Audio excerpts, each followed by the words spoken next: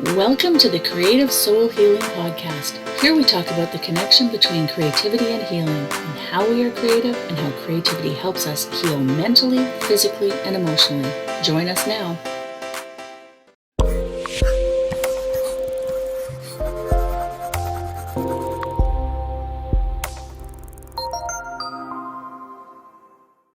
Hi everyone, Larissa Russell of Creative You Healing, and today I have with me Alice Wood. Alice is my assistant at Creative You Healing and helping out with things behind the scenes so that I can do more to help everybody else. So she is my right arm and an absolute godsend to me. Alice first got into watercolor painting following medical treatment several years ago when she was offered art therapy as part of her recovery. She found that painting calmed her brain and helped her to relax. After that, she never looked back. Alice likes to do cryptic crosswords and lives in the northeast of the UK. And she regularly takes part in Create with me on Tuesdays. We have two days, and Thursdays it's the middle of the night for you, right? So yes, that's it. Yes. Welcome, Alice. I wanted to introduce you to Alice, and that's why I'm having her on the show, because she's such an important part, plus an amazing creative, and she's been taking part in some of our summits now, and things like that. So just get to know her a little more. So yes, that was never on my agenda. It's just I'll just help you, but suddenly it's like, well, I'll do a video, and and we'll do this thing for the Ukraine, and then we'll do this. A little bit here, a little bit there. I know, because when you work behind the scenes, you're going, I can do that. Yeah. And you can do that. So can you share some of your story? We did do your bio that's brought you to where you are today. Well, yes, where do we start? I'm in my mid-50s. As you said, I live in the northeast of the UK. I didn't start out there.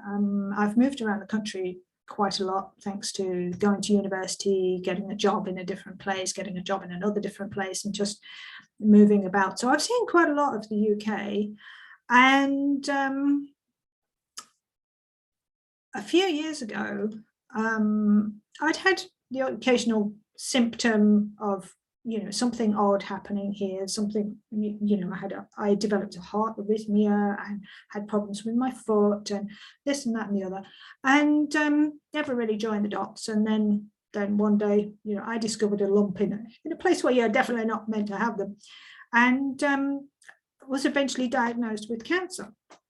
And all these dots started coming together. I was like, oh, if you add that and that and that together, you get this. So yeah, check your symptoms, folks. And you go through the course of treatment, and you get showered with hospital appointments. It's like being on a roller coaster on a stormy sea. It's just overwhelming. And I was offered art therapy. And when you're in that situation, you take any lifeline anybody gives you. And I was like, yeah, I'll do that. I'll do anything, quite frankly. You want me to ballet dance, I'll give it a go right now. And so I started doing this art therapy, and just once a week down at the local art gallery. So it wasn't even in the hospital, which was great because it was a completely different environment. And so I started doing that. And I thought, oh, actually, this is quite nice. And what I really liked was the first session we ever did, and we were talking about how we'd approached art when we were younger, and I recall being told, oh, you're doing it wrong, you're making a mess. And the lady leading the session said, oh, well, there's no such thing as wrong in art. And I thought, oh, wow, what a completely different way to look at it. There's no such thing as being wrong. Nobody's ever told me that before. And I just started getting into it more and more and more. And I bought myself a set of watercolors, basically for the principle that if I spilt it on myself, I could wash it out. That was my whole raison d'etre. Watercolors will wash out.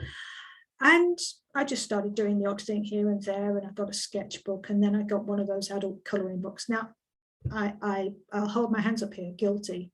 I used to sneer at adult coloring books. Something wrong. Who needs that? Yeah, I've got a huge stack of them now. I can't get away from them now, because they just taught me so much how to use the paint and the different ideas you could get. And I, like you say, I just never looked back, and I thought, oh, well, I'll try this, no, I'll try that. And that having the cancer, how many people have said this in the past, you know, it allows you to stop and think and say, well, what is it actually that I want to be doing here?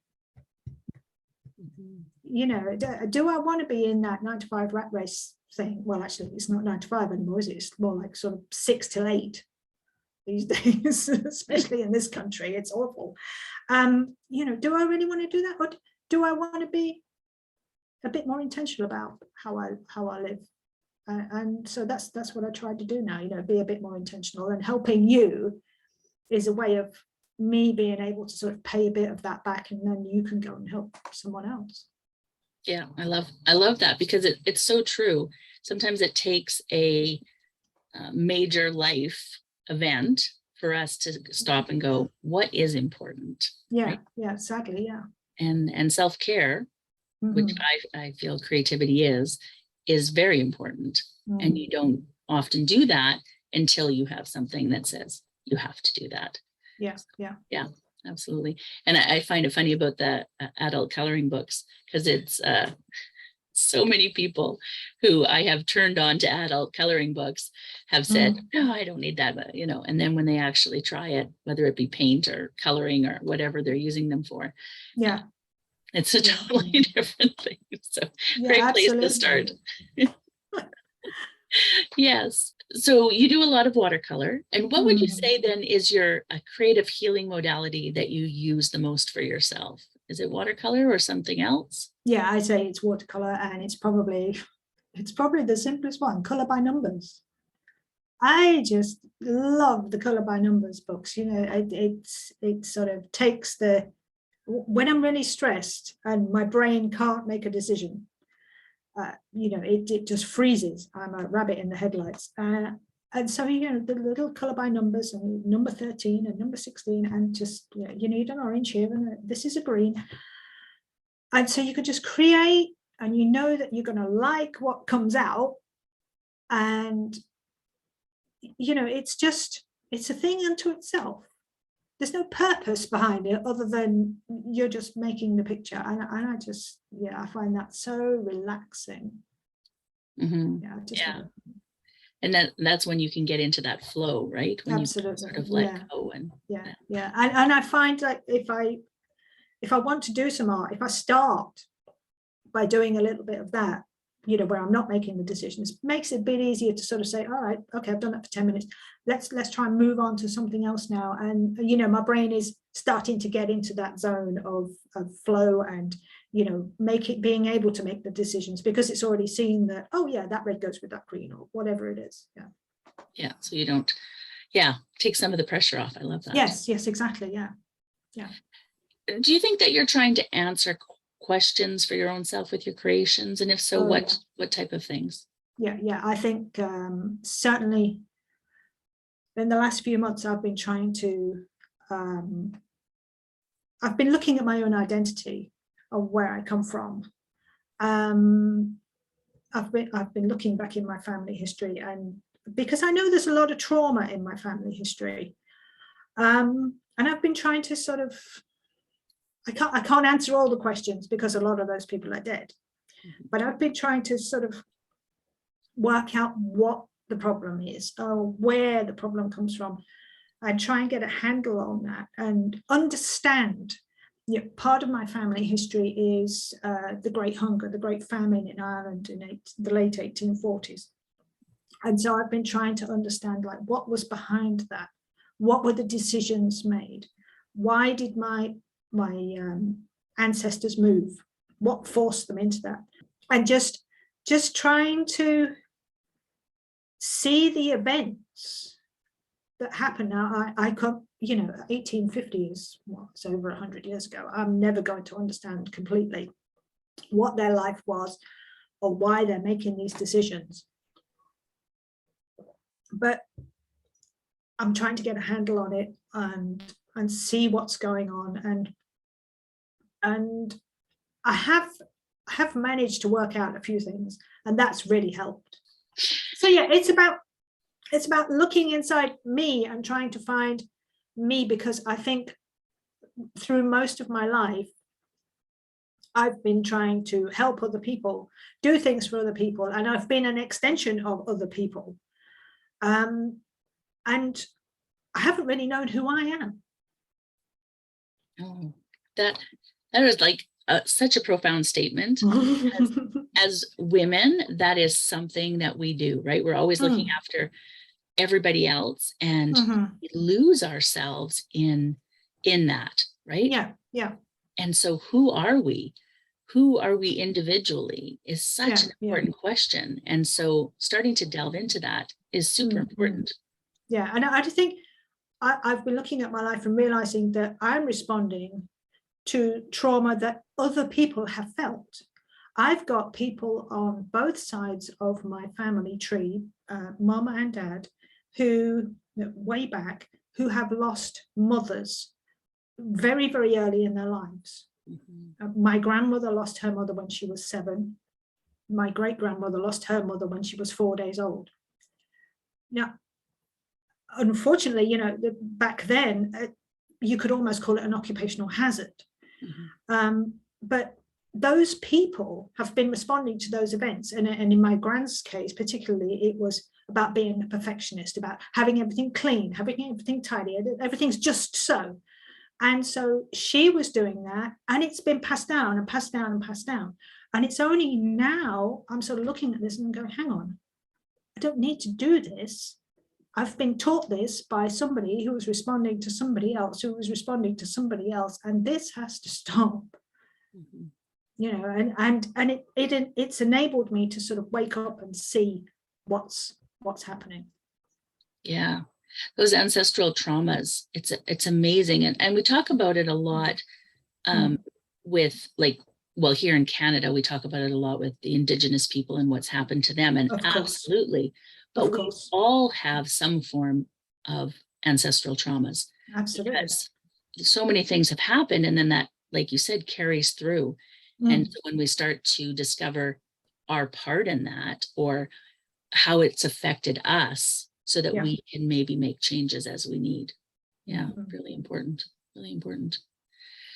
So when you're creating, do you play music, and do you have different types of music for different types of creating?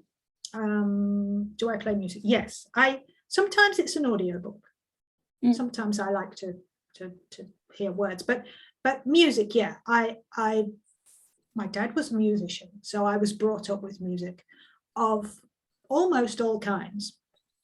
And in the last few years, I've been trying to explore some of the other kinds. My dad hated opera, because I remember him telling me that he once heard his grandmother. She was an amateur operatic singer.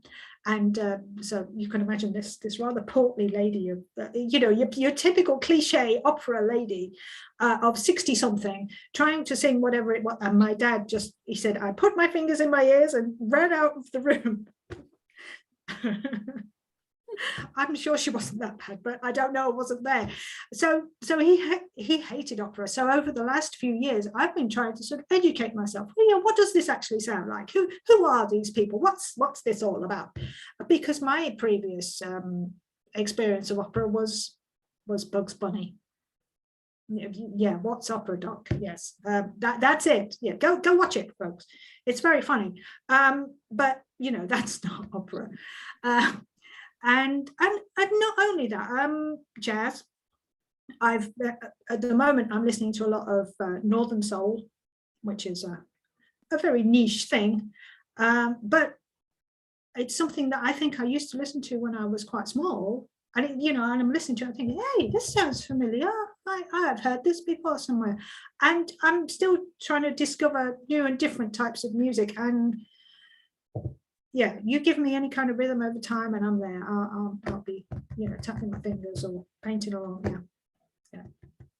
And do you think that affects the work that you do, like what you're creating, the different music? Yeah, probably.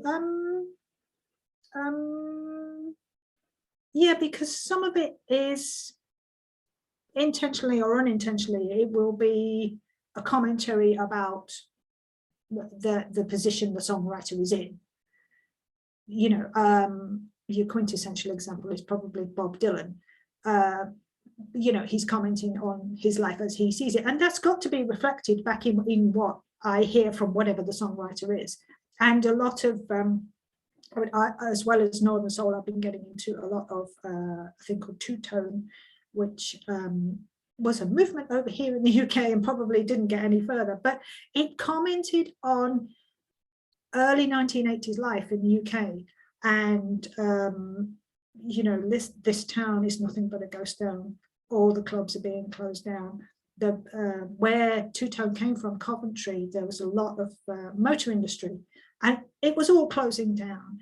And so you've got this grey concrete jungle with all these kids hanging about and all these people being chucked on the dole, and this gloom and doom, and the reflection of that in the tunes. Yeah, it definitely comes out to me now, having lived through that, you know, and I think, oh yeah, I remember that time. And yeah, so some of it does come out in the art, definitely. Yeah. And I think that, you know, music has so much emotion, whether, you know, depending on what you like, or if you're eclectic. Like, I'm fairly eclectic with my music. When I do listen, I don't have like one, I mean, I have a favorite, but not, you know, I listen to a lot of different things. And so I find I need, you know, really upbeat if I'm cleaning. If I'm driving, I can try different things. But like I said, I don't, like I said in my podcast, when you interview me, I don't listen to music when I'm creating for a number of reasons. But I do think it can really be reflected in the work that you do. And, yeah, definitely. Yeah.